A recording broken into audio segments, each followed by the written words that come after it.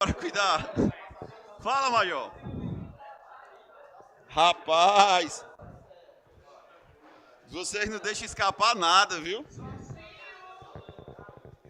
Bora, Major. Cuida, chama. 8h52. A galera do online aí, boa noite a todos. O que foi, Major? E aí, jovem? Pois é, negada. Jorge treinando é bruto, viu? Bicho é brabo. É indomesticável aí, viu? Ui. É.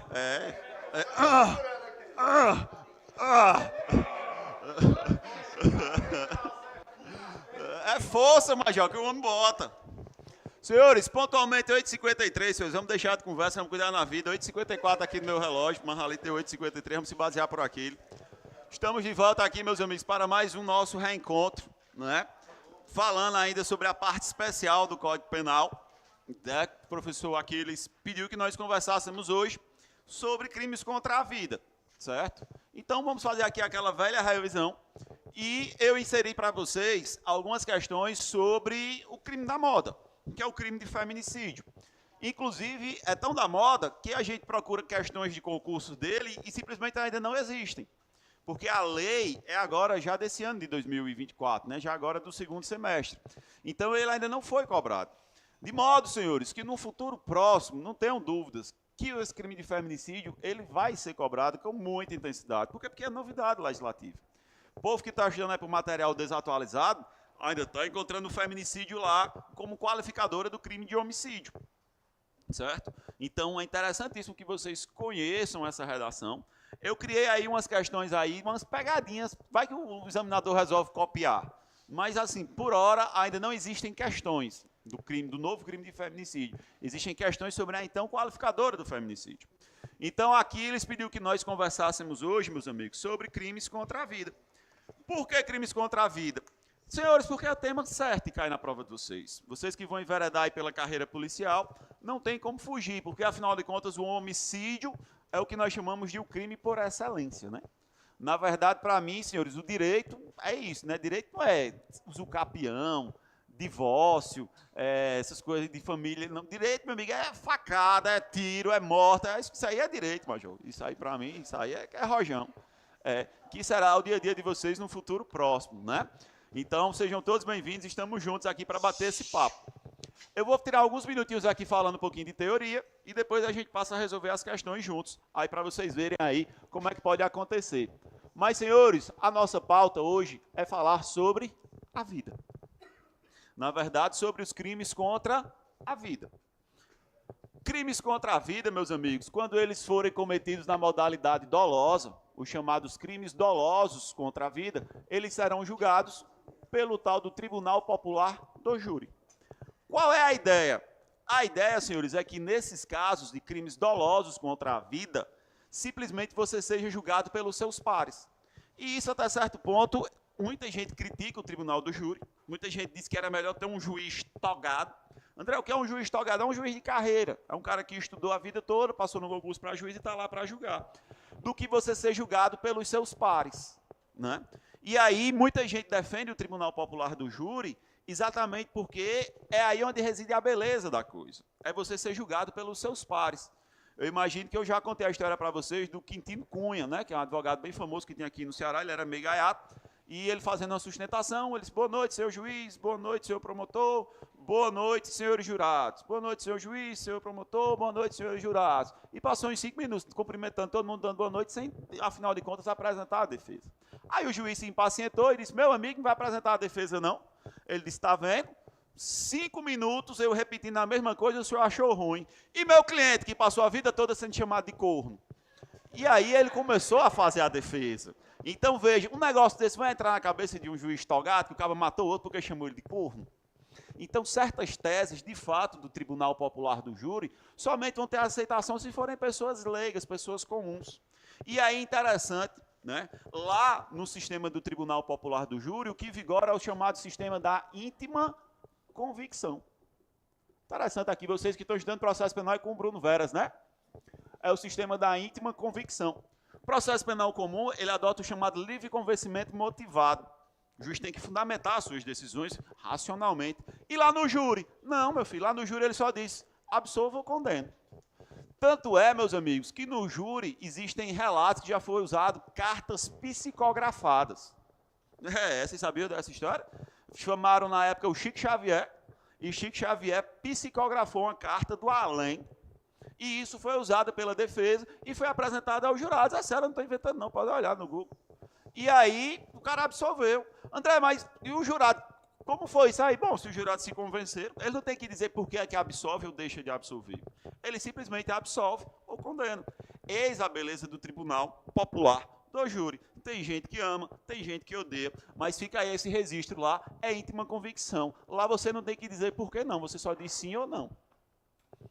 É um estilo pessoal. Falando sobre crimes contra a vida, então a primeira informação é essa, é que nos crimes dolosos contra a vida, eles serão julgados pelo Tribunal Popular do Júri. Beleza? E o nosso Código Penal, meus amigos, tanto ele tutela a chamada vida intrauterina,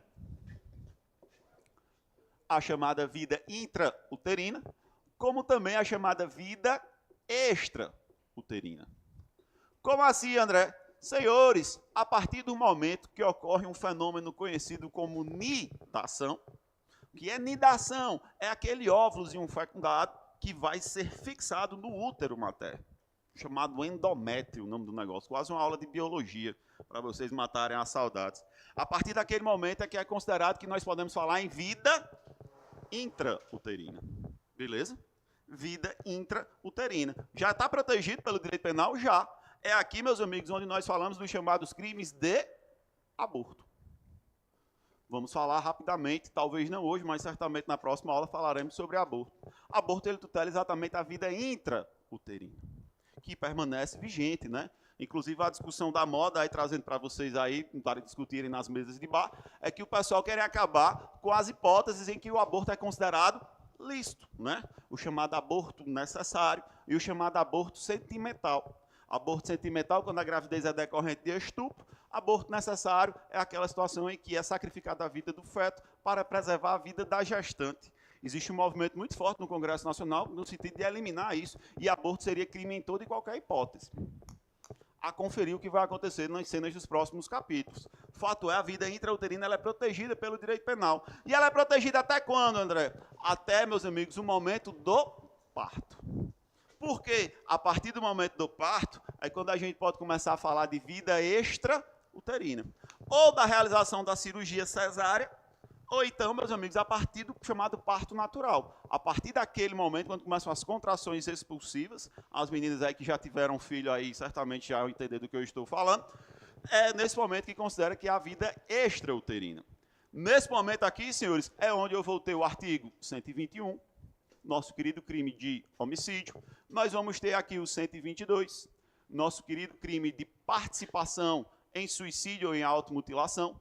E nós vamos ter o 123, que é o infanticídio. Tranquilo, senhores, até aqui. Basicamente, esse é o panorama geral dos nossos crimes contra a vida. Eu estou falando aqui, senhores, também de crimes que são materiais. O que é que isso quer dizer? Quer dizer que aqui, meus amigos, eu preciso de um troço chamado resultado naturalístico. O que é que isso quer dizer? Eu preciso de um cadáver, eu preciso de um defunto para ter crime contra a vida. Eu preciso de um presunto, meus amigos. É sério, eu preciso de um cadáver, eu preciso de um defunto. Por quê? Porque ele vai ser submetido a um troço chamado de exame necroscópico. Qual é a finalidade do exame necroscópico? Se vocês quiserem, eu posso até trazer um para vocês, que ele abre o crânio e tal, abre o cabo assim todinho. É um negócio bem legal, principalmente você comendo. Né? É bem agradável. Então, os caras lá fazem comendo sanduíche com ketchup. E os caras são super de boas em relação a isso. Exame necroscópico, primeiro, para confirmar a morte, e segundo, para dizer a causa da morte. Né? Eu já vi casos, por exemplo, que o cara tentou simular uma situação que tudo levava a crer que tinha sido um suicídio, e no exame necroscópico foi constatado que, na verdade, teria sido um homicídio. Muito importante o exame necroscópico. E aqui nós temos crimes materiais, nós precisamos de um resultado naturalístico. Aí você, flamenguista, certamente já deve estar pensando, como assim tem que ter um resultado naturalístico, uma alteração aqui no mundo real? Alguma coisa aqui na realidade tem que ser modificada. O goleiro Bruno foi preso, mas ninguém nunca achou o corpo da mulher. Meus amigos, eventualmente pode acontecer de quando a materialidade do crime ela desaparecer, outros meios de prova poderem ser utilizados para suprir a falta. Beleza? Então, eventualmente, essa materialidade, esse vestígio, se ele deixa de existir, é perfeitamente possível que sejam utilizados outros meios de prova para comprovar este crime. Beleza? A exemplo da prova testemunhal. Ó, não tem corpo, mas as testemunhas estão dizendo que a mulher entrou lá e desapareceu, sumiu, escafedeu-se. Então, essa seria a lógica, meus amigos. Como bons crimes materiais que são, todos eles também comportam tentativa, né, senhores? O Instituto da Tentativa é perfeitamente compatível com os crimes contra a vida.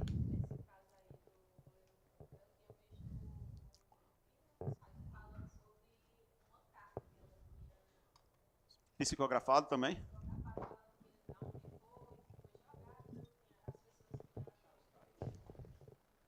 A tese mais plausível que vingou foi essa aí, que ela teria sido morta e teria sido dada aos cachorros.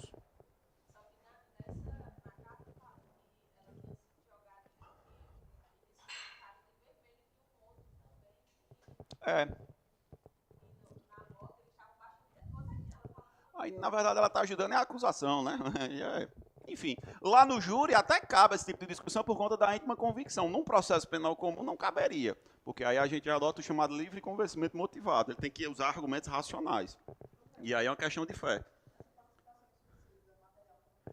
Aí é que está. Antecipando aqui as cenas dos próximos capítulos, a gente vai ter uma aula para falar sobre ele, que é a chamada participação em suicídio. O que é que isso quer dizer? Para contextualizar aqui para quem não entende. Antigamente, esse crime ele visava punir aquele que induzia, aquele que instigava e aquele que auxiliava alguém a atentar contra a sua própria vida.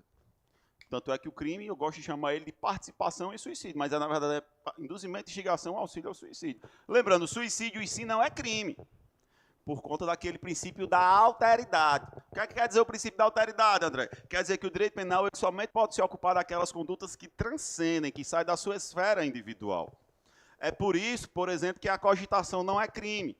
Agora está sendo super debatido dessa história do Bolsonaro, que queria matar o Lula e o Alckmin, não sei o quê. Os caras estavam só cogitando. Em tese não é crime. Está tendo essa discussão lá bem relevante. Fato é, meus amigos, o ato de você atentar voluntariamente contra a sua própria vida, ele não é considerado criminoso. O que é crime é você induzir, instigar ou auxiliar alguém a atentar contra a própria vida. E aí o que é que acontecia?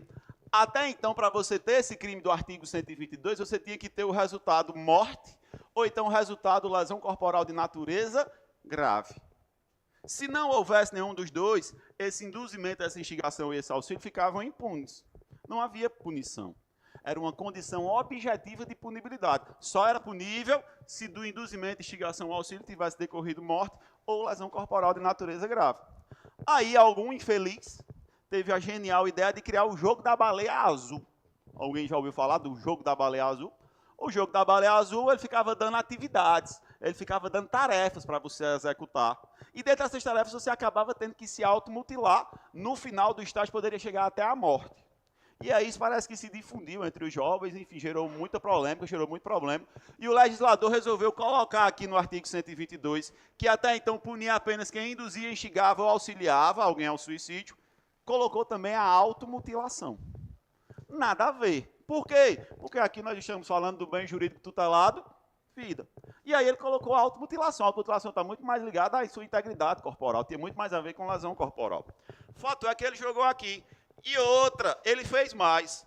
Ele acabou com a condição objetiva de punibilidade que havia até então.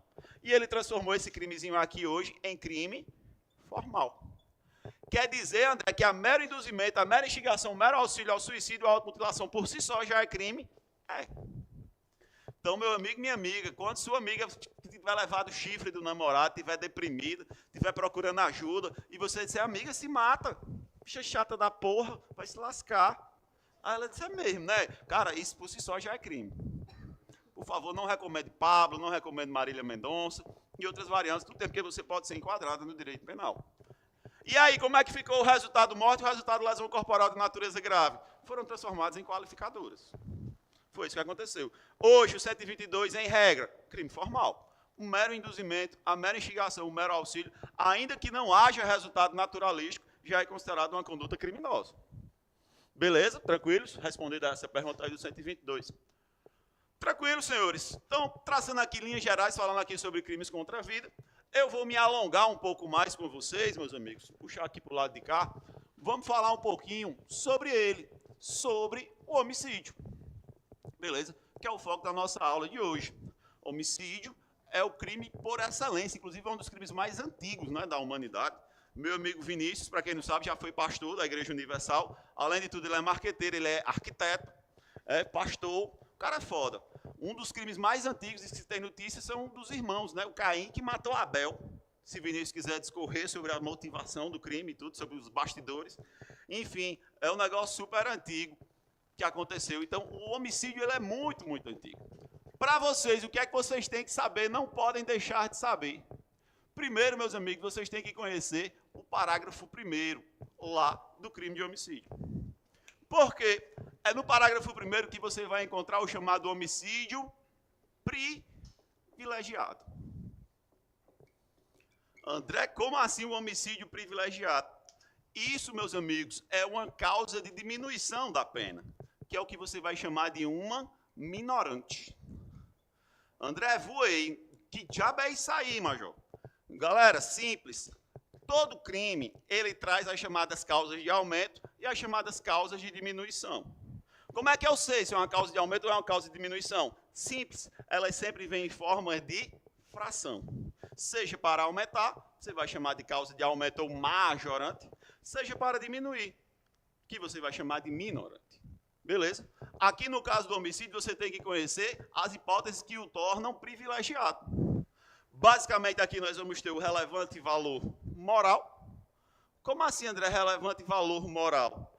Cara, essa ideia de privilégio, ela está ligada a motivo. Eu estou falando aqui de uma motivação que ela é nobre, ela é louvável, ela é elogiável. Isso é o chamado relevante valor moral. Quer dizer que aquele cara, o cara matou, mas ele matou por uma boa causa, ele matou por um motivo minimamente razoável. A discussão super interessante aqui envolve a história da eutanásia, né? A eutanásia é aquela situação das pessoas, eu não quero mais viver, a vida perdeu o sentido, eu estou inválido, acontece muito com os idosos e tal. Tem filmes belíssimos discutindo sobre isso. E aí o que é que acontece? No Brasil é crime. Porra, André, mas eu vi o cara lá, eu sempre gosto de citar o exemplo do Schumacher, né? Schumacher é heptacampeão de Fórmula 1, maior piloto de todos os tempos, né? Que ganhou mais títulos. E o cara hoje há quem diga que vive em estado vegetativo, né? Inclusive ninguém nunca mais nem tem notícia de como é que ele está. E aí, pô, tu é fã do Schumacher, porra, eu não quero ver meu ídolo desse jeito. Caralho, pô, vou lá e desligou. Se for no Brasil, é homicídio. E o que é que ele vai poder alegar? Ele vai poder alegar o privilégio. Vai usar, tentar fazer com que os jurados, eles reconheçam essa causa de diminuição da pena. E ele vai responder por homicídio, que a pena varia de 6 a 20 anos, na modalidade simples, mas ele vai ter essa possibilidade de responder com essa pena reduzida, por conta desse privilégio. Beleza? Se for reconhecida essa motivação nobre, essa motivação louvável, essa motivação elogiável, essa motivação aceitável. André, isso aqui vai eliminar a pena? Não. Ele vai responder com a pena diminuída. É tá você conhecer o privilégio. Então, a primeira hipótese de privilégio é o chamado relevante valor moral. São sentimentos individuais, são aspectos individuais. O exemplo clássico que vocês vão encontrar aí nos materiais aí é o cara que mata o estuprador da sua filha. Ah, pô, isso aí é legal, pô, matar o estuprador da filha, pô, quem nunca, né, meus amigos? É totalmente possível. Essa é a lógica aqui do privilégio. Nós temos ainda também o chamado relevante valor social. O que é que isso quer dizer? Quer dizer que, mais uma vez, nós temos uma motivação nobre, mas não mais do ponto de vista do indivíduo. Na verdade, essa motivação nobre agora ela é do ponto de vista da coletividade. O exemplo clássico que você pode encontrar na doutrina é o cara que mata aquele criminoso que está aterrorizando toda uma região. Isso pode acontecer? Olha, ele vai responder por homicídio? Vai, vou já contar um caso aqui super interessante, que eu sei que vocês gostam de casos reais, casos verídicos. Beleza? Um relevante valor moral se eles matar um bandido que aterroriza toda uma região. E nós temos a terceira hipótese de privilégio, que é exatamente quando o crime de homicídio, quando você mata alguém sob o domínio de violenta emoção. Não é uma influência de violenta emoção, é um domínio. André, qual é a diferença entre influência e domínio? Simples, meu filho. Domínio, não há intervalo temporal. O cara não pensa. É um curto-circuito, é botar o dedo na tomada. Botou, deu choque, ele matou. Ele não raciocinou, ele está fora de si. É tipo Mona Lisa, quando liga uma vez para alguém, essa pessoa não atende, e ela fica sob domínio de violenta emoção, ela fica compulsiva, ela fica insana, e ela fica ligando insistentemente. Porque ela tem um negócio na cabeça dela que isso desperta nela. Aí ela fica ligando insistentemente, ela liga uma, quando você vai ver, ela ligou 20 vezes. É uma stalker, né? Mas a gente vai falar isso aí no futuro aí sobre o crime de perseguição. Fato é, o domínio, ele não tem requisito temporal. Aconteceu um caso aqui no Juazeiro, talvez até os caras se lembrem aí, o Aquiles e o Falcão, que acho que eles já eram da homicídio já na época. Mas esse caso é engraçado, talvez eu não tenha nem comentado com vocês. Foi o que aconteceu. Certa feita, o cara estava chegando no restaurante com a namorada. Se eu já tiver contado essa história, por favor, me avisem. Aí, ele estava chegando com a namorada no restaurante, tal, não sei o quê, foi abordado por 2 caras em uma moto. Lula e Bolsonaro, o nome dos caras, só para ilustrar o nosso exemplo. Foi abordado por 2 caras numa moto. Aí os caras fizeram a limpa nele e namorada. Ele disse, vai, entra. Você vai fazer o quê? Entra. Entrou dentro do carro e arrochou. Botou atrás dos cabos. Lá na frente ele encontrou o cabo, os 2 cabos na moto, e o que é que ele fez? Passou por cima. Reza a lenda que ele olhou, abaixou o vidro, aí um dos cabos disse assim, nem morri. Ele deu ré e passou por cima de novo. Quem nunca, né, meus amigos? Quem pode julgar? Aí ele ficou lá de boa. Matei, tô de boa. Não é legal? Matei 2 bandidos, 2 vagabundos. Vou alegar o privilégio e tchau, morreu Maria Preá. Foi o que ele fez. Ao invés de ligar para o advogado dele, ele ligou para a polícia. Aí a polícia chegou lá e ele, cara, tropa de elite aqui, cara, Capitão Nascimento. Missão dada, tem essa não, major. Aí, moral da história, o pessoal da polícia militar olhou, matou, bom, tá certo. Vamos até a delegacia para formalizar os procedimentos necessários. Ele achava que os caras iam chegar lá e ia dar um troféu a ele, uma medalha. Aí chegou lá na delegacia, os policiais, disse, os senhores que trouxeram, o delegado perguntou, 2 trouxeram. Matou 2 rapazes ali. Aí ele, aí o delegado disse, bicho, tu tá preso. Aí ele disse, oxe, eu tô preso? Tá, major. Aí ele disse, mas peraí, eu não estou em legítima defesa, não. Não, major, legítima defesa é um excludente de ilicitude quando você está diante de uma agressão atual ou iminente. A agressão já tinha cessado, filhão, não tinha mais legítima defesa. Não, mas mais homicídio privilegiado, eu estou sob domínio de violência, mas estou muito doido ainda. Major, mas isso é causa de diminuição da pena, a pena não vai ser extinta. Moral da história, ele foi preso em flagrante. Conclusões dessa história toda, aí passaram uns dias, né, aí gerou aquela comoção no rádio, cara, meu irmão, o cara desse era para ganhar uma medalha, os caras foi prender o cara, que, pô, não pode, major, matar alguém, não. Mesmo que por uma motivação nobre, continua sendo crime, a diferença é só que a sua pena ela vai ser reduzida. Acho que o juiz estava com a mão coçando, alguns dias depois acabou soltando, mas ele ficou uns dias preso. Tenho certeza que se alguém tiver tido a audácia de denunciar ele, né, entrar com ação penal contra ele, certamente essa ação penal deve ter sido, os jurados devem ter absolvido o cara. Se é que o juiz submeteu a ele a júri. Não vou nem discutir isso aqui com vocês, que é processo penal. Fato é, ele achava que pelo fato de estar com motivação nobre, aquilo ali iria eximir ele de responder pelo crime. Não, senhores. O homicídio permanece sendo crime no Brasil, mesmo diante do privilégio, que faz apenas com que a pena ela seja reduzida. O exemplo dele é perfeito para você ilustrar o que é domínio de violenta emoção. Agora, se ele tivesse sentado com a namorada, eita, amor, que chato, a gente foi assaltado. Aí ela disse, então, mamão, mesmo, não vai fazer nada, mamão. Aí, é mesmo, né? Aí, quem nunca, né, meus amigos? Aí o cara disse, é mesmo, né? Vou ficar, tu é otário, tu é mané, tu é... É isso aí mesmo, eu vou atrás dos caras. Não demorou, vou lá. Porra, isso aí já não é mais domínio. Isso aí já é influência da violenta emoção. O domínio é reação imediata, é curto-circuito. Guardem essa ideia para vocês. Beleza, senhores? Tranquilos? E aí, esse é o nosso homicídio privilegiado. Basicamente, são essas 3 hipóteses. Doutrinariamente, tem até uma discussão interessante envolvendo esse carinha aqui, que é o infanticídio. Infanticídio. André, que porra é essa? Infanticídio, meus amigos, é a mamãe que mata o próprio filho durante ou logo após o parto. Infanticídio é a mamãe que mata o próprio filho durante ou logo após o parto. André, e por que ela faz isso? Porque ela está, meus amigos, sob a influência de um troço chamado estado puerperal, é o chamado puerpério. Ela está sob a influência de estado puerperal, enfim, ela desenvolve um negócio lá na cabeça dela lá, que dá doida nela, ela quer matar. Né? Algumas mulheres, às vezes, de tempos em tempos, têm isso, né? Elas ficam num estado psíquico de tamanha alteração que ela simplesmente fica com vontade de matar. E depois ela chora porque as pessoas não entendem a vontade assassina dela. Né? E aí ela vai, olha para você e pergunta, tu lembra que naquele Réveillon de 1584, que a gente estava no aniversário da filha, da sobrinha da minha prima, tu chegou para a menina e disse, deu uma flor para ela? Aí o cara, oi? O cara não tem nem o que dizer, que a mulher tem uma verdadeira HD, né? De 1 tera de tanto memória. Meu amigo, pelo amor de Deus, aquele é o tipo cilada, meu amigo. A melhor resposta nessas situações é boa memória você tem. E você continua fazendo o que estiver fazendo. Por quê, senhores? Porque ela pode lhe matar. Porque ela está exatamente com essa alteração que se chama de estado puerperal. Quem nunca, né, meus amigos? Quem nunca se envolveu numa discussão insana desse tipo e atira a primeira pedra, né? Aí, o pior, eu tive uma namorada que ela dizia assim, se você não sabe o que é que eu tenho, não sou eu que vou lhe dizer. Aí eu disse, garota, como é que dialoga, né? Aí eu só perguntava assim, fui eu. Ela disse, se você não sabe o que é que eu tenho, não sou eu que vou lhe dizer. Cara, eu tenho sofrido.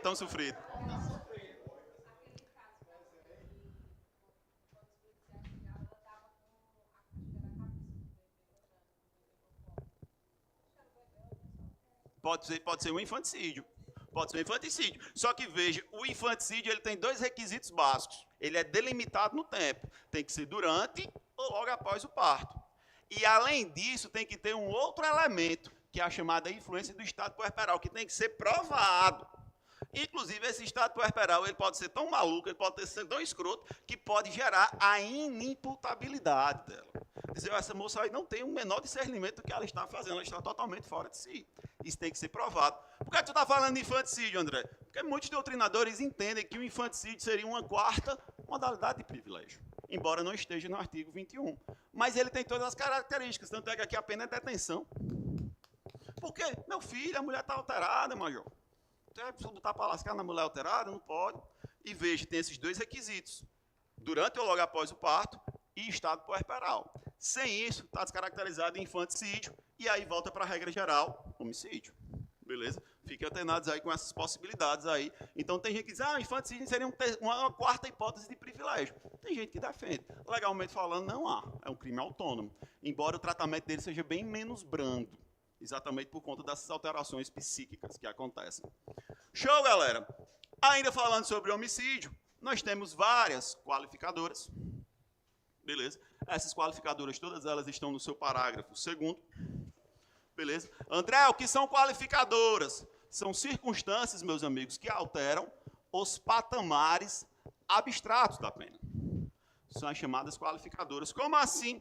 Qualificadora e majorante é a mesma coisa? Não. Majorante, ela aumenta na forma de fração. E a qualificadora, ela estabelece um novo limite abstrato. O homicídio simples, ele é de 6 a 20. Quando ele for qualificado, ele vai ser de 12 a 30. Beleza, senhores? Temos várias qualificadoras. Nós temos qualificadoras de ordem subjetiva. Temos qualificadoras de ordem subjetiva. Elas são ligadas basicamente ao que, André? A motivo. E temos qualificadoras de ordem objetiva. Objetiva, meus amigos, ela tem a ver com o modo, a maneira como o crime foi praticado. Beleza? Temos qualificadoras subjetivas ligadas ao motivo. Temos qualificadoras objetivas ligadas ao modo, à maneira como o crime ele foi executado. Traição, emboscada, meio cruel, veneno, inúmeras são objetivas. E temos várias subjetivas, motivo fútil, motivo torpe. A chamada conexão teleológica consequencial, né, que é para assegurar a prática de um crime futuro, para ocultar a prática de um crime passado. São possibilidades que existem. Galera, não tem para onde correr. Isso aqui Artigo 121, parágrafo 2º, é letra de lei, você tem que conhecer. Aí você tem que acordar inspirado, com a luz divina, e tem que ler e tem que assimilar isso aí, para lembrar dessas hipóteses, beleza? Não tem como fugir, não. Tem algumas que são mais recentes, dentre elas nós temos a do homicídio, quando a vítima for menor de 14 anos, né, que foi introduzida no Código Penal pela Lei Henri Borel, e temos também o homicídio praticado com a arma de uso proibido ou restrito. Também são qualificadoras mais novas, e uma famosinha que tem tudo a ver com o concurso de vocês, que é o chamado homicídio funcional. Como assim, André? Homicídio funcional é quando você mata um agente de segurança pública pelo fato dele ser agente de segurança pública. Ou porque ele está no exercício da função, ou porque essa é a causa determinante do crime. Beleza? Lembrando que essa qualificadora do homicídio funcional, ela protege, inclusive, parentes do policial. Ela protege, inclusive, parentes. É possível que isso aconteça. E qual é a motivação do crime? É o fato de ele ser policial. Ou policial, ou integrante das chamadas Forças Armadas. E aí, meus amigos, tinha uma famosinha, tinha uma amostradinha, que era exatamente a tal do feminicídio, que era também uma qualificadora do crime de homicídio. E aí, meus amigos, tinha uma discussão ferrenha, meus amigos. Simplesmente o pau quebrava. Por quê?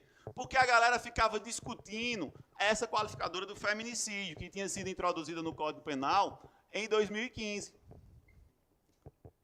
Em 2015. O que era o feminicídio, meus amigos? Era o ato de você matar uma mulher pelas chamadas razões. Pelas chamadas razões do sexo feminino. E o próprio Código Penal, através de uma norma penal explicativa, ele dizia o que eram essas razões da condição do sexo feminino. Ele dizia, são razões do sexo feminino a violência doméstica e familiar na forma da Lei Maria da Penha, e também quando houver, ou então quando houver, o chamado menosprezo ou discriminação à condição de mulher. Essas eram as hipóteses que tinha no feminicídio. Isso era uma qualificadora do homicídio até então. Ou seja, a pena ia variar de 12 a 30. E aí o pessoal dizia, André, isso aí é uma qualificadora objetiva ou uma qualificadora subjetiva? Quando você vê essa palavra por razões, automaticamente você diz, o feminicídio é subjetivo, é motivo. Não tem como fugir, são razões da condição do sexo feminino. Só que aí, meus amigos, em uma decisão claramente combativa, é uma decisão exatamente para endurecer, engrossar o combate à criminalidade, simplesmente a negada disse, não, nada a ver, feminicídio não é motivo, não. Feminicídio é uma qualificadora objetiva. Ela tem a ver com o tipo de situação que acontece na sociedade e tal, feminicídio é objetivo. Aí olha a doideira que os caras trouxeram. Primeiro, seria, em tese, perfeitamente possível você juntar a qualificadora do motivo, por exemplo, torpe, com o feminicídio. Seria totalmente perfeito, seria possível que isso acontecesse. Tendo o mesmo caso, a coexistência dessas duas qualificadoras. E aí, vejam, outra discussão super interessante que havia no crime de homicídio era se era possível chamar do homicídio privilegiado qualificado, também chamado pela doutrina de homicídio híbrido. Como assim, André? É possível que um crime ele seja ao mesmo tempo privilegiado e qualificado? Sim, desde que essa qualificadora ela seja de ordem objetiva. Por quê? Porque o privilégio ele é sempre subjetivo. Ele é ligado a motivo. Veja, não tem como um crime ele ser motivo torpe e ser relevante valor moral. Não bate, não casa. Ou a motivação ela é positiva ou ela é negativa. Ou ela é benéfica ou ela é prejudicial. E aí tem essa discussão. De modo, meus amigos, que se entende que é perfeitamente possível chamar de homicídio privilegiado qualificado. Desde que a qualificadora ela seja objetiva. André, dá um exemplo? Dou. Imagine que eu vou matar o estuprador da minha filha. Aí eu decido que eu vou matar ele com um veneno. Eu decido que vou matar ele com uma explosão. Com fogo. Um meio cruel. Perceba, será homicídio privilegiado, a pena vai ser diminuída, mas o patamar já não vai ser 6 a 20, o patamar vai ser 12 a 30, mas vai ter essa causa de diminuição da pena. E aí, olha que loucura, quando os caras entenderam que o feminicídio ele era uma qualificadora objetiva, O que foi que a defesa caiu de pau? Beleza, feminicídio objetivo é meio, então feminicídio pode conviver com um privilégio. Não é possível homicídio privilegiado qualificado, desde que a qualificadora ela seja objetiva. Feminicídio, segundo os tribunais, não seria objetivo. Aí a negada, não, meu filho, tá? Vamos alegar aqui relevante valor moral, relevante valor social. Ou então, a tal da tese da chamada legítima defesa da honra, né? Inclusive, vamos ter outro filme agora sobre o caso da Ângela Diniz, né? Ângela Diniz, que foi um caso bem famoso, tem até um filme no Prime, mas vamos fazer outro filme agora. Que foi um caso, ela foi morta por um banqueiro, enfim, se estarreceu a sociedade brasileira, ainda hoje se discute esse caso. E foi alegado lá, legítima defesa da honra. Qual é a tese? O cara disse, não, major, eu matei porque ela estava me traindo. E mulher que trai tem que morrer. Basicamente era isso que consistia a legítima defesa da honra. E isso era reconhecido nos tribunais. Isso era aceito na doutrina e tal. A legítima defesa da honra. Hã? É sério, tinha essa história. Não, eu matei porque eu estava defendendo minha honra. Absolve o homem. No júri lá era íntima convicção, né? A negada absolvia. A sociedade era bem mais machista do que é hoje, na minha visão. Então, veja, tinha essa discussão toda envolvendo o feminicídio. Então quer dizer que é possível ter o privilégio com o feminicídio? Se o feminicídio é objetivo. Poderia ter o feminicídio junto com o motivo torpe. Meus amigos, fato é, por todas essas questões, por todas essas polêmicas que haviam no feminicídio, e o mais importante, porque a qualificadora do feminicídio, embora ela tenha sido inserida no Código Penal em 2015, a verdade é que os feminicídios, eles só aumentaram desde então. E aí muito se discute. Tem gente que diz, bicho, por que aumentou? Aumentou porque a lei é ineficiente ou aumentou porque hoje a gente sabe que isso é feminicídio? Tem essa discussão. O fato é que aumentou. Não conseguiu coibir a prática do feminicídio. Né? Os números continuaram aumentando. A impressão que eu tenho é que continuaram aumentando porque hoje se fala feminicídio, isso dá ibope, isso gera engajamento, isso gera discussões e tal, fomenta debates, e por aí vai. Mas aí, meus amigos, o nosso legislador, sempre de olho, né, no que dá ibope, no que dá likes, no que gera engajamento, ele decidiu, meu amigo, eu vou botar para fuder nessa história de violência contra a mulher. Eu vou criar aqui um crime de feminicídio. Esse crime, senhores, ele foi colocado lá no chamado artigo 121A. André, por que A? Porque para não ter que renumerar todo o Código Penal, né? Então, 121A. O que antes era uma qualificadora que era punido com uma pena que ia variar de 12 a 30, agora é um crime autônomo. E a pena aqui, senhores, é de 20 a 40 anos. É o primeiro crime do nosso ordenamento jurídico que já trabalha com um novo limite máximo de cumprimento de pena. Como assim, André? Até 2019, nosso limite máximo de cumprimento de pena aqui no Brasil era 30 anos. 2019 veio um troço chamado de lei anticrime e simplesmente esse limite foi elastecido para 40 anos. De modo que esse crime de feminicídio é o primeiro crime que já traz esse novo patamar. Aí você pode olhar para mim e pergunta, André, quer dizer então que no Brasil só pode ser condenado a 40 anos? Não. Na verdade, você só pode cumprir 40 anos. Você pode ser condenado a 200 anos, 300 anos, quantos anos tiver, quantos crimes você cometer. Mas de cumprimento efetivo, 40 anos. Completou 40 anos, solta o homem. Vai para casa. Desde, obviamente, que não existam outros motivos, outras situações aí aguardando. E aí, por que isso? Porque temos um limite máximo de cumprimento de pena. Porque a nossa Constituição, ela veda penas perpétuas. Aqui no Brasil, é vedado constitucionalmente penas perpétuas. Se elas não podem ser perpétuas, elas têm que ter um limite, concordam comigo? E aí o limite seria exatamente esse de 40 anos. O limite máximo de cumprimento de pena está lá no artigo 75 do seu Código Penal. Beleza. Esse crime de feminicídio, então, foi o primeiro crime que trouxe já esse novo patamar de 40 anos. Vai resolver? Vai diminuir? Muito provavelmente, eu vejo aqui o tal do direito penal simbólico. Eu acho que o problema não é de legislação, nosso problema não é de lei. Né? Na verdade, nosso problema é muito mais de eficácia da lei. Né? É a história que se diz, a lei tem que pegar. Então, assim, o debate existe, mas tem várias dificuldades práticas no cotidiano. E outra, uma tese que, por exemplo, eu e o professor Tenório, que a gente já é professor juntos em outros ambientes há mais tempo, Tenório já é mais de uma vertente do direito penal máximo, eu já penso mais no direito penal mínimo. Eu já vejo, por exemplo, que essa questão da violência contra as mulheres, a gente não vai resolver isso com o direito penal. A gente precisa resolver isso com outros ramos do direito. No caso aqui, com a educação. A gente precisa educar, né? É uma questão de formação, né? Mas só porrada, fazer o quê? Hã? Não, homem, pera, isso é direito penal máximo aí também. Não, cara, é direito penal mínimo. Então, ó, isso aí tem que resolver, não vai ser direito penal quem vai coibir. Direito penal, ele vai tentar atenuar, vai tentar amenizar. Mas, na verdade, isso aí é uma questão de formação, uma questão de educação. Das pessoas entenderem que isso é absurdo. Né? Mas ninguém quer discutir a educação. Por quê? Porque o que dá ibope é direito penal. O direito penal é que dá likes, o direito penal é que dá engajamento. É sobre isso e está tudo bem. André, e o que é que tem de legal aí nesse crime novo de feminicídio?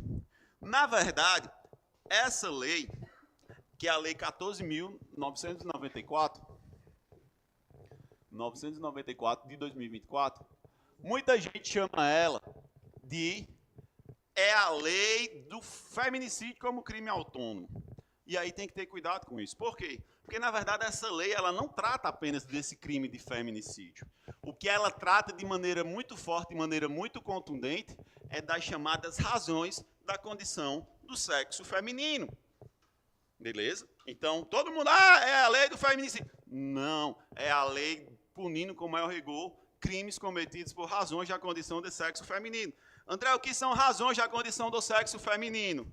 Menosprezo ou discriminação à condição de mulher, ou então, violência doméstica na forma da Lei Maria da Penha. André, o que é menosprezo ou discriminação à condição de mulher? É simplesmente você dizer, eu fiz porque é mulher e mulher tem que morrer. Mulher tem que ser assim e tal. Seria exatamente essa a lógica. Que acontece, né? Acredite, pior que acontece. Por que tu está dizendo isso? Porque, por exemplo, essa lei, ela mexe com o delito de ameaça. Por exemplo, ameaça quando houver razões da condição do sexo feminino, agora ele é de ação penal pública incondicionada. Independe de representação da vítima. Vocês estão estudando processo penal com o Bruno, vocês já devem ter visto a ação penal. Né? Ele independe de representação da vítima. Agora o Estado vai ter que atuar no automático? Vai. Nos crimes contra a honra, nós vamos ter lá uma causa de aumento de pena, quando os crimes contra a honra tiverem razões da condição do sexo feminino. Perceberam que essa lei ela vai muito além. Agora, é claro, o carro-chefe dela, a cereja do bolo dela, de fato, é o nosso crime autônomo de feminicídio. Aonde ela diz, de novo lá, o que são razões da condição do sexo feminino. E traz inúmeras causas de aumento. Vou falar aqui algumas delas com vocês, quando a gente estiver resolvendo os exercícios. E traz uma coisa interessante.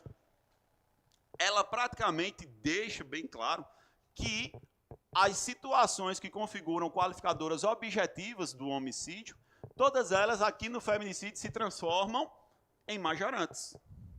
As situações que qualificavam o homicídio, levando a pena de 12 a 30, no feminicídio, cuja pena já é de 20 a 40, elas funcionam como causas de aumento. Causas de aumento da pena. E aí, vejam, senhores, essas situações todas, elas estão descritas. E outra, essa lei também, ela mata de uma vez por todas a tese da diminuição da pena pelo privilégio. Ela acabou. Por quê? Porque o privilégio é só no 121. No 121A, não há qualquer menção ao artigo 121, parágrafo 1º. Então, essa tese de ser, homicídio privilégio, não, acabou. Agora é feminicídio. E o que tem lá é apenas essas causas de aumento de pena, que a gente vai aprofundar elas quando a gente tiver nos nossos exercícios, certo? Mas vejam, essa lei, 14.994, ela traz várias situações em que essas razões da condição de sexo feminino, elas são levadas a outro patamar legislativo, de endurecimento. Isso aí vai acontecer, mexe com crime contra a honra, mexe com o crime de feminicídio, mexe com o crime de ameaça, que é uma puta mudança, né? Porque a única margem de manobra que na contexto da violência doméstica a gente tinha era na história da ameaça, né? Porque dependia de representação da vítima. Porque lesão corporal leve já era incondicionado, né? Já se entendia que era incondicionado, e agora a ameaça, a própria lei diz que é incondicionada. Inclusive, era tão doido esse negócio da representação na Lei Maria da Penha, que para a vítima ela se retratar, a representação, ela cabe retratação, tinha que ter uma audiência, meu amigo, com o juiz, com o promotor, com a vítima, para que ela pudesse se retratar. Tamanha a influência, tamanha a repercussão que essa situação ela tinha lá no contexto da Lei Maria da Penha. Agora, com essa situação, todos estaremos obrigados a atuar de ofício, a mando da lei, nessa situação específica aí das razões da condição de sexo feminino. Violência doméstica familiar contra a mulher na forma da Lei Maria da Penha e também a questão do menosprezo ou discriminação à condição de mulher. Senhores, todos bem até aqui? Alguém abatido aí pleno voo? Todo mundo entende o que são essas razões da condição do sexo feminino? Isso aqui é muito importante, por quê? Porque pode procurar, ainda não existem questões de concurso. Isso ainda não foi cobrado nas provas. No futuro próximo, isso aí vai despencar. É a nossa aposta, por isso que a gente está falando hoje sobre isso. Porque vai vir, porque é uma mudança muito substancial. É uma coisa que vai impactar diretamente a vida de todos vocês, quando vocês forem funcionários públicos. Dúvidas, perguntas, meus amigos? Então, falei aqui rapidamente aqui sobre alguns dos nossos crimes contra a honra. Beleza? Ah, sim, outra coisa aqui que tem no material de vocês também, falei de homicídio funcional. Lá dentro do homicídio tem um crime de homicídio culposo, também bem simples também. Acredito que lá na parte geral vocês já tenham desenvolvido melhor com isso. Fora isso, é a letra de lei. Vamos dar uma olhada nas questões, para desbaratar um pouco, quebrar um pouco o clima aí, trazer vocês. Hã?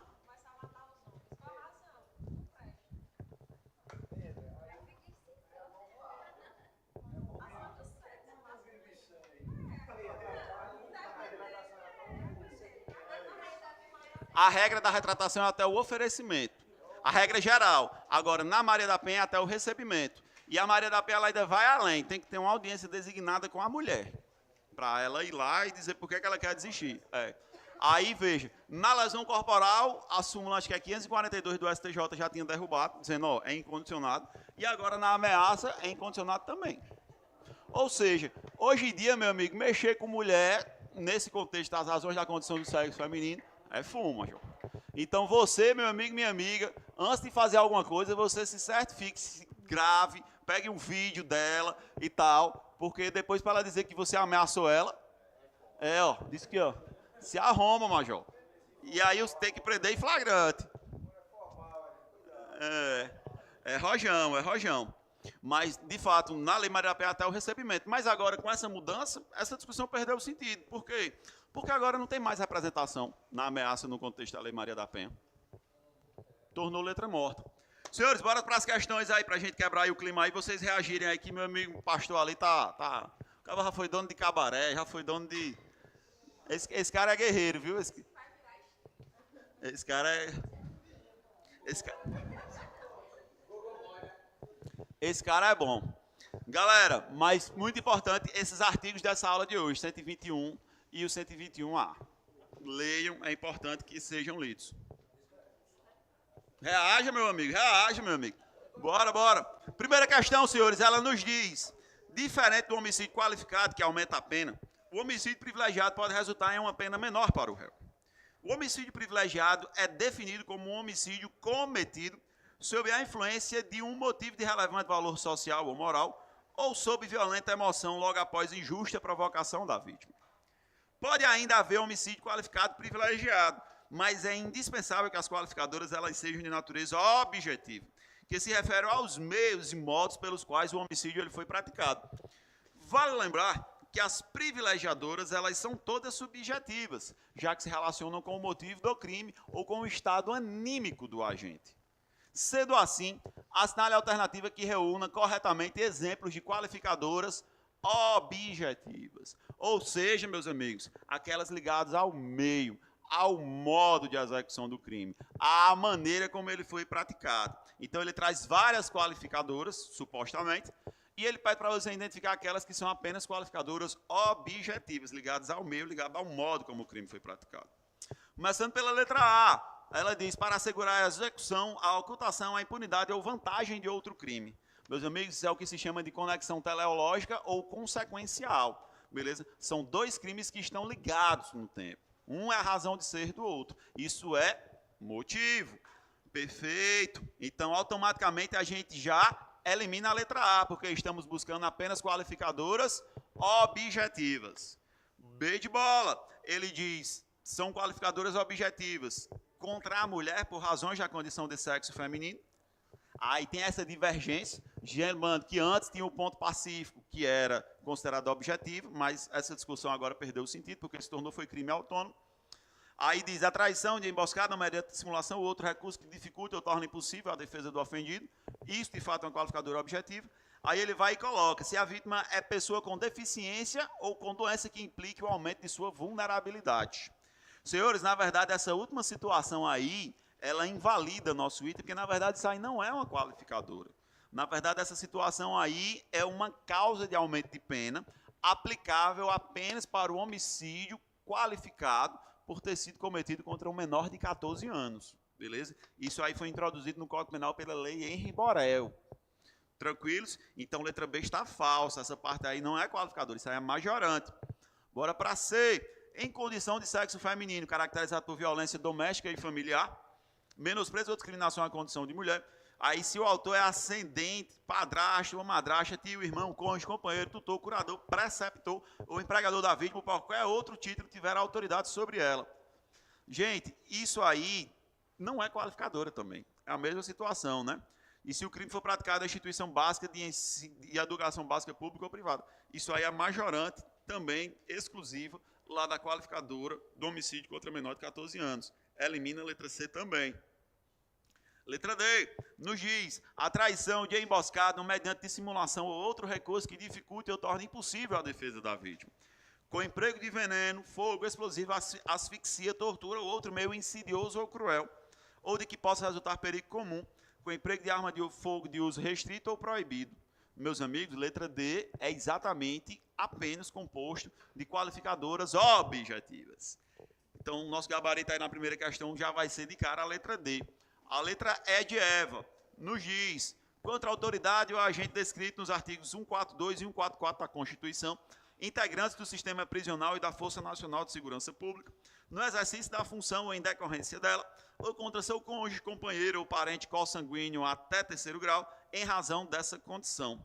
Homicídio funcional, gente, em regra, é uma qualificadora subjetiva, ligada a motivos.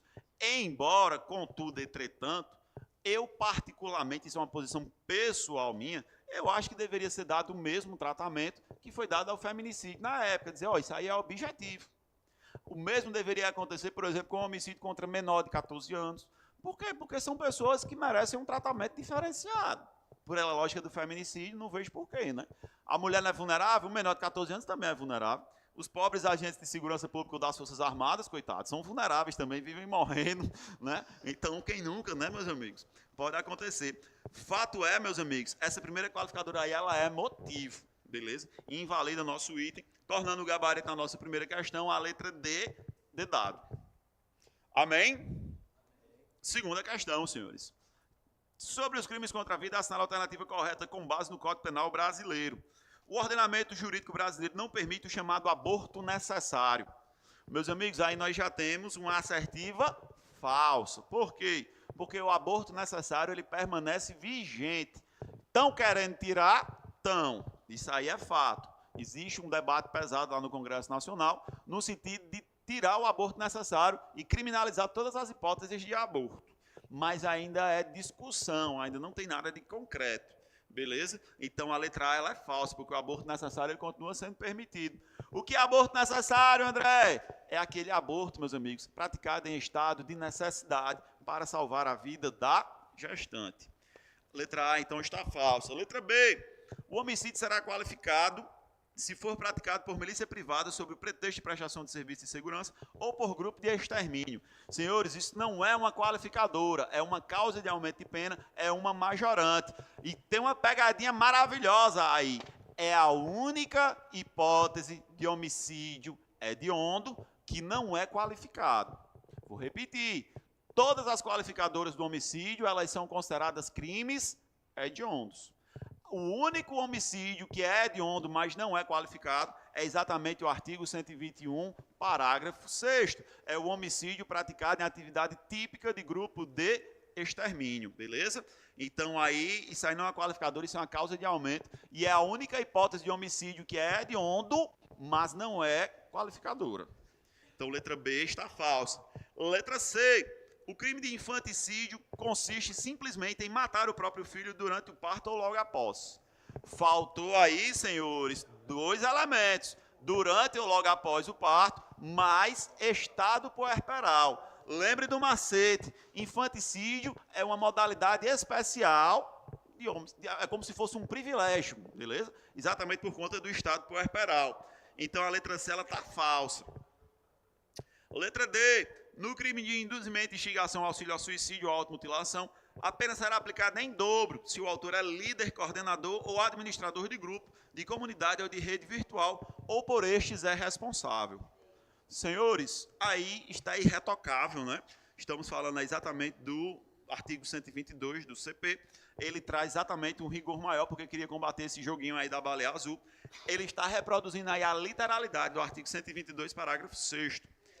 Letra E de Eva, que nos diz: aborto, no caso de gravidez resultante de estupro, deve ser precedido de laudo médico. Nada a ver, viu, senhores? Nada a ver, nada a ver, nada a ver. Essa história do laudo médico vai ter em uma hipótese de aborto legal que não está no Código Penal, de aborto lícito, melhor dizendo, de aborto lícito, mas que não está no Código Penal, que é a história dos fetos portadores de anencefalia ou acefalia. Beleza? Fetos que forem diagnosticados com essa condição, o STF disse pode praticar aborto. Isso não está no Código Penal. Isso é construção do STF. Detalhe, é o único exemplo de eugenia na nossa legislação brasileira. O que é eugenia? É eliminar os mais fracos, é eliminar os doentes. Beleza? E nessa situação aí do aborto dos fetos portadores de anencefalia ou acefalia, de fato, tem que ter o laudo médico firmado por 2 médicos dizendo que o bebê tem a enfermidade.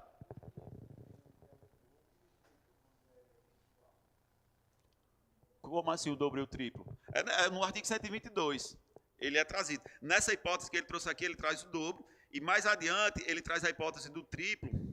Porra, consulta aí, agora tu me pegou. Eu sou péssimo de fração, eu nunca decoro.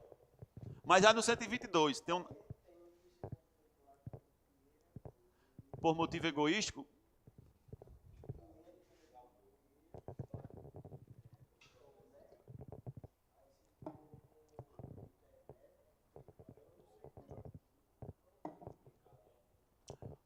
Eu não decoro frações, me desculpem. Se cair fração para mim, muito provavelmente eu vou errar. Peguei, não, fração eu não decoro, não vou mentir dizendo que eu decoro não, mas eu decoro muita coisa, mas fração, o que é dobro, o que é... Às vezes eu vejo eles colocam a fraçãozinha, isso aqui é erro de tipo, não sei o que, eu digo, meu amigo, então perigo eu lembrar disso. Senhores, então, sem mais delongas, nosso gabarito na segunda questão. Segunda questão, nosso gabarito é a letra D de dado. Mas depois olha aí para esclarecer aí, né, já que você jogou o problema, né, para esclarecer aí para todo mundo. Mas, de fato, tem alguma coisa no 122 que é o triplo. Enquanto nosso amigo encontra ali, vamos para a terceira. Chega ao Instituto Médico Legal um corpo de um recém-nascido que estava com 48 horas de vida quando teria sido morto pela mãe. A história é que o parto teria transcorrido sem intercorrência, tendo o bebê nascido saudável, recebendo os primeiros cuidados, indo para o quarto com a mãe. No segundo dia, já em casa, a mãe teria sufocado o bebê, levando-o ao óbito. Com o referido caso e seus conhecimentos de medicina legal, escolha a opção correta. Meus amigos, à luz do caso narrado aí, estamos diante de um caso de infanticídio? Na verdade, assim, não crie dados, interprete o que ele deu. Tem 2 coisas aí que não configuram infanticídio. Não há menção ao estado puerperal. E segundo, infanticídio tem que ser durante ou logo após o parto. Segundo a história aí, foi no segundo dia. Então, meu filho, já tem um dia já do parto. Então, não tem mais como ser infanticídio, não. Aí, possivelmente, seria um homicídio. Avancemos. Então, letra A está falsa. Letra B. O caso será tratado como suposto homicídio pela polícia judiciária. Me parece que é o caso. Vamos ler as outras. Nesse caso, não há possibilidade de atenuação da pena por motivos psiquiátricos. Sim, porque se ela for declarada, por exemplo, semi-inimputável, isso funciona como causa de diminuição. Então, letra C está falsa. Letra D, seria infanticídio se a mãe estivesse acometida de psicose puerperal. Ainda que a gente aceitasse esse termo psicose puerperal, faltou o durante ou logo após o parto. Né? Um dia depois não é durante ou logo após o parto. Então elimina, faltou o requisito temporal para configurar infanticídio. Eva, se fosse diagnosticado um quadro de depressão pós-parto, seria enquadrado no artigo 26 do Código Penal, inimputabilidade. Nem sempre. Aí vai depender do caso concreto, vai depender do laudo da perícia, meus amigos. Então, aí o gabarito da nossa questão não tem para onde correr. Isso aí está muito mais com o cara de homicídio, letra B de bola. Beleza? A princípio, aí o que tem aí é um velho e bom homicídio. Questão boa, gostei dessa questão. Bora para a quarta. Paulo auxiliou Maria a praticar o aborto no final da gestação, sendo que, por circunstâncias alheias à vontade deles, a gravidez resultou em nascimento com vida. Maria, então, sob influência do estado puerperal, acabou matando a própria filha, logo após o parto. Nesse caso, é possível afirmar que... E aí, senhores, nós temos aí uma situação de duas pessoas que, juntas, decidiram praticar um aborto, beleza? Só que a criança acabou sobrevivendo. Nós tínhamos até então aí uma tentativa de aborto. E aí, uma dessas pessoas foi lá e, sob a influência do estado puerperal, e acabou matando a própria filha logo após o parto. Perceberam? Veja que para essa pessoa vai ter infanticídio, beleza? Mas para o primeiro que participou com ela não pode ser enquadrado no infanticídio porque ele não concorreu para o ato. Hã? Tem, aborto é crime material, perfeitamente possível. É só você tentar e o feto nascer com vida. Aborto tentado, perfeitamente possível. Sim. Hã? Tem menino que é duro de matar desde a barriga da mãe. Tem menino que é difícil de morrer. Senhores, bora para as assertivas. Nesse caso é possível afirmar que, letra E, Paulo não responderá penalmente, já que a tentativa de aborto foi absolvida pelo crime de infanticídio. Isso para a mamãe. Para ele não, filhote. Ele não concorreu para o infanticídio, beleza, mas ele tem uma tentativazinha de aborto aí para responder. Letra E está falsa. D, Maria e Paulo agiram em concurso de pessoas no crime de infanticídio. Eles agiram em concurso de pessoas na tentativa de aborto. Letra D está falsa. C, Maria e Paulo são coautores do crime de aborto. Coautores não, porque ele apenas auxiliou. Auxiliou, meus amigos, é o que se chama de partícipe. Partícipe é aquele que induz, instiga ou auxilia. Maria e Paulo são coautores? Não, está falso. Na verdade, ele é partícipe do aborto. Bola! Paulo cometeu o crime de feminicídio na condição de partícipe. Aí, em momento algum, está sendo demonstrado aí que existem as chamadas razões da condição do sexo feminino. Elimina a letra B. Ficamos, então, com a letra A de avião, meus amigos, que nos diz: Paulo não responderá pelo crime de infanticídio. De fato, ele não concorreu para o crime de infanticídio. Se não há nexo de causalidade, não há como imputar este resultado a ele, né? É um dos elementos que compõem o chamado fato típico. Conduta, resultado, nexo de causalidade e tipicidade. Beleza? Então, quarta questão, nosso gabarito é a letra A de avião. Quinta, de acordo com a Lei 14.994, de 24, qual é a pena prevista para o crime de feminicídio no Brasil? Senhores, novidade legislativa, é a primeira, meus amigos, que traz esse novo patamar de 40 anos. A pena vai ser reclusão de 20 a 40 anos. E se, olha que interessante, houver algumas das circunstâncias que são qualificadoras objetivas do homicídio, essa pena ainda ela vai ser aumentada, meu amigo. É rojão esse crime de feminicídio, viu? Então, aí na quinta questão, aí, sem mais delongas, nosso gabarito é a letra C de casa. Beleza? É reclusão de 20 a 30 anos, de 20 a 40 anos. Sexta, conforme o artigo 121A do CP, incluído pela Lei 14.994 de 24, quais são consideradas razões para se caracterizar o feminicídio? Letra A, vamos ter uma rixa entre vizinhos? Não tem nada a ver. Letra C, vamos ter disputas trabalhistas? Letra D, vamos ter um homicídio culposo? Nada a ver, né, meus amigos? Na verdade, razões da condição do sexo feminino são a chamada violência doméstica e familiar contra a mulher e o menosprezo ou discriminação à condição de mulher. Beleza? Quando estiverem presentes uma dessas situações. André, perguntinha besta, como é que eu identifico se tem violência doméstica e familiar ou não? Simples, meus amigos, você tem que fazer 3 perguntas. Foi num contexto familiar? Foi num contexto doméstico? Foi no contexto de uma relação íntima de afeto? A vítima é mulher? Se for, meus amigos, mulher, em um desses 3 contextos, familiar, doméstico ou relação íntima de afeto, qualquer que seja ela, temos, meus amigos, Lei Maria da Penha, beleza? Então, a chamada violência doméstica familiar. Então, a sexta questão, letra B, de bola. Sétima, a pena do feminicídio é aumentada de 1/3 até a metade, se o crime for praticado em qual das seguintes condições? Durante uma negociação comercial, em uma discussão esportiva, a prova de você estivesse assim, hein? Contra uma pessoa com idade entre 18 e 30 anos. Na verdade, senhores, o que vai aumentar a pena é uma das hipóteses, é quando o feminicídio for praticado na presença física ou virtual de descendente ou ascendente da vítima. Por quê, André? Porque, meus amigos, isso vai gerar danos para estas pessoas. Inclusive, isso não é incomum, gente. Na prática, isso acontece bastante. O cara, às vezes, tira a vida da própria mulher na frente dos filhos. Imagina aí esses meninos ter que passar o resto da vida convivendo com isso. Né? Isso aí visa proteger exatamente os chamados órfãos do feminicídio. Por isso, esse maior rigor por parte da lei. Beleza? Então, aí, essa possibilidade aí, a doutrina está chamando isso aí dos órfãos do feminicídio. Então, sétima questão, meus amigos, sem mais delongas, gabarito, letra B, de bola. Segundo a lei 14.994 de 24, a pena do feminicídio é aumentada quando o crime é praticado contra quais tipos de pessoas? E aí, meus amigos, tem uma pegadinha legal aí para a gente assimilar.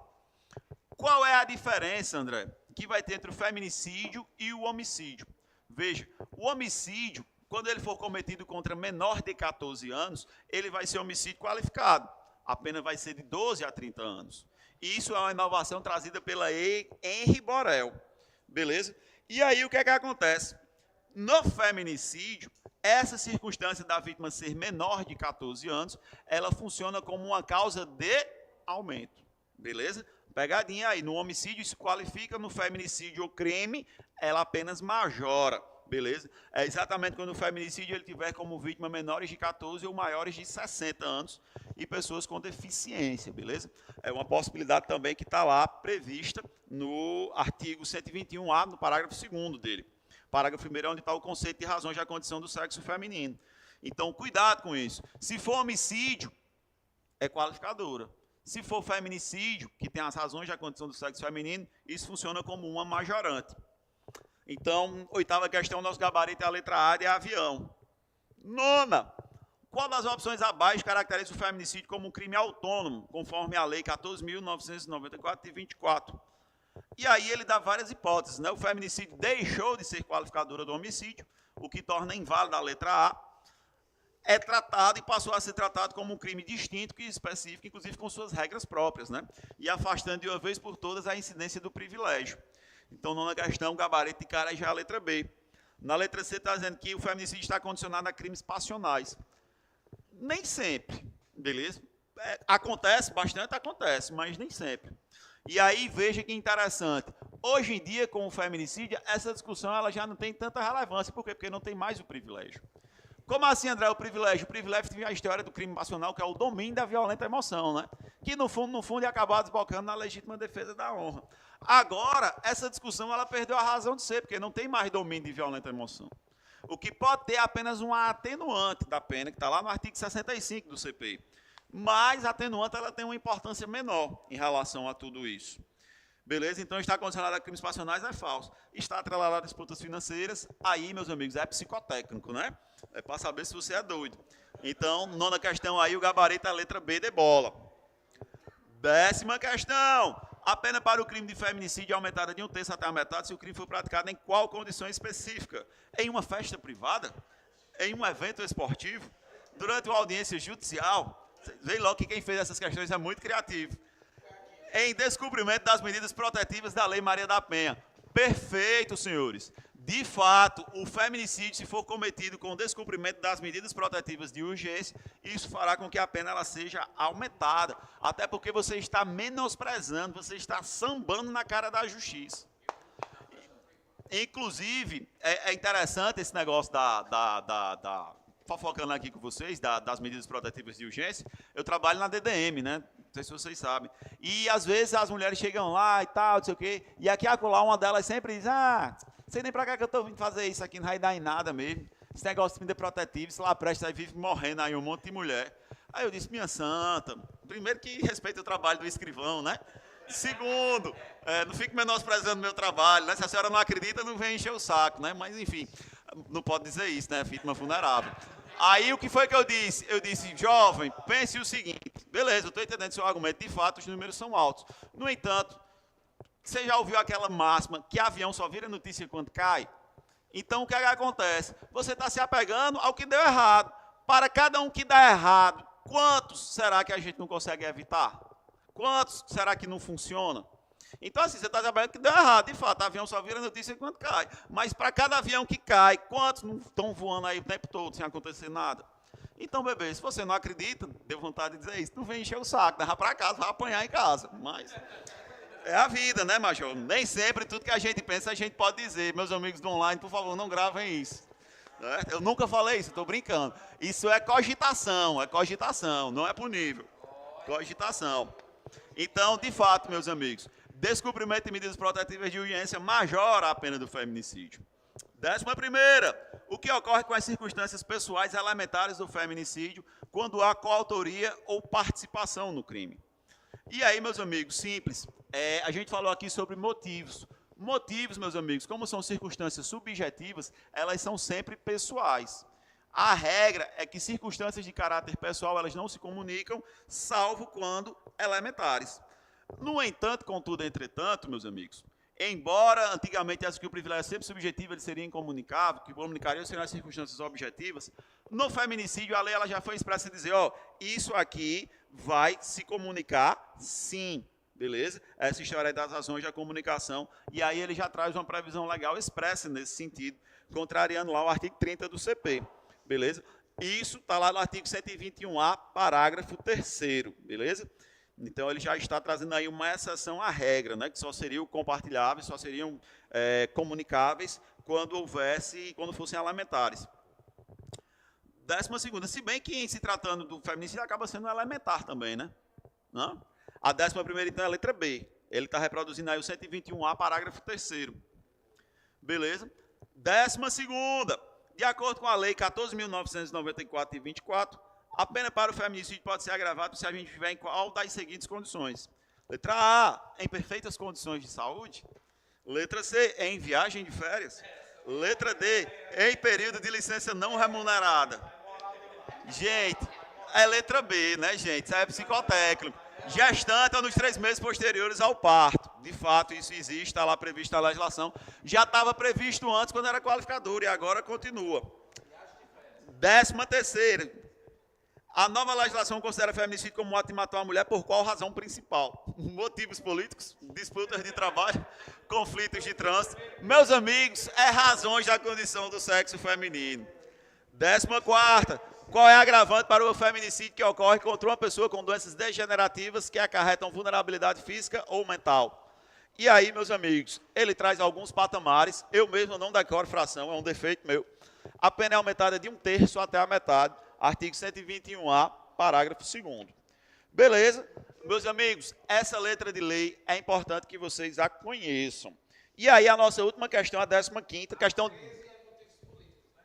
Não, Baldei não, Major. A 13 é razões da condição do sexo feminino. E na 14 é a letra B. Vamos para a 15, que é a última. O feminicídio foi tipificado como crime autônomo pela lei número 14.994 de 24, em que pese as várias alterações legislativas implementadas, bem como a atuação da jurisprudência na doutrina no sentido de esclarecer o alcance do dispositivo. Com base na legislação e na jurisprudência majoritária dos tribunais superiores, assinale a alternativa correta.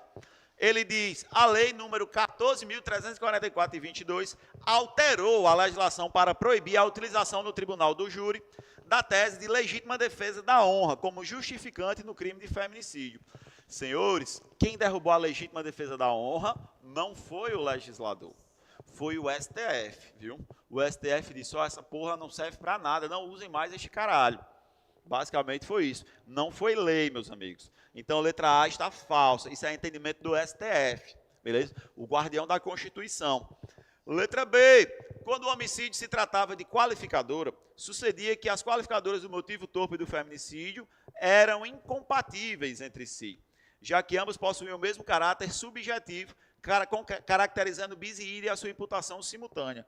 Meus amigos, isso aí está falso. Por quê? Porque antes entendia-se que o feminicídio ele era uma qualificadora de ordem objetiva. Não fazia sentido, porque era razões da condição do sexo feminino. Mas era o entendimento dos tribunais superiores, era o que prevalecia. De modo que a letra B é falsa. C. O fato de o agente ter praticado o crime de feminicídio na presença de ascendente ou descendente da vítima é um indiferente penal. Não é. É uma causa de aumento de pena. Falso. D. O descumprimento de medida protetiva consistente na restrição ou suspensão de visitas aos filhos menores constitui majorante no feminicídio. Aqui tem uma pegadinha boa. O que é que acontece? O feminicídio ele tem a sua pena aumentada quando houver o descumprimento das medidas protetivas de urgência. No entanto, está contemplado apenas os incisos 1, 2 e 3. O 1 está falando sobre a suspensão do porte de arma, 2 está falando do afastamento do lar e 3, a proibição de frequentar determinados lugares. Existe um inciso lá nas medidas protetivas que falam sobre menores, mas não está previsto na lei. Lembrem-se, meus amigos, tipos penais incriminadores, eles devem ser interpretados restritivamente. Isso é uma decorrência lógica do princípio da legalidade estrita, meus amigos, né? Não há crime sem lei anterior que o defina. Você não pode ampliar o conteúdo. Então a letra D está falsa. Na verdade, é só os incisos 1, 2 e 3, isso aí que ele está descrevendo está no inciso 4. É de Eva. A pena do feminicídio será aumentada em um terço até a metade se o crime for praticado contra pessoa menor de 14 anos. De fato, meus amigos, isso está previsto na nossa legislação. Senhores, um bom final de semana a todos. Uma boa sorte. Hã? Eu não vejo mais vocês, Major. Então já estou deixando aqui meu bom final de semana. Meus amigos do online, aí uma boa noite a todos. Meus amigos do presencial. Tamo aí, tamo aí.